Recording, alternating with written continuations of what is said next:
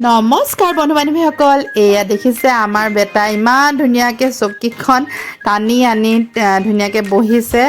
যিহেতু মায়ে আবেলিৰ চাহকাপ খাইছে, ৰুটিৰ লগত খাইছে, সেইটো কাৰণে তাৰো মানে সি নিজৰ টাইমটো বুজি পাইছে। এইটো টাইমত সি সদায় আবেলি খায়, তাৰমানে জলপান, সেইটো কাৰণে সি খাবলৈ বুলি ধুনীয়াকৈ বহি লৈছে। সি সদায় মানে নিজৰ টাইমত এনেদৰে ডাইনিঙৰ চকীখন আনি লৈ তাতে বহে। আৰু যদি ময়ো পাহৰি যাওঁ, মোৰো যদি টাইমটো মানে খেলি মেলি হয়, সি মোক নিজে মাতে, গৈ মা বুলিতো মাতে। সি খালি মানে দুটা শব্দ একেলগে জইন কৰি মানে তেনেদৰে কথা ক'ব পৰা হোৱা নাই। মা ভাত দিয়া, খাম, এনেকৈ ধৰক তেনেকৈ কৰিব পৰা নাই, শব্দ মিলাব পৰা নাই।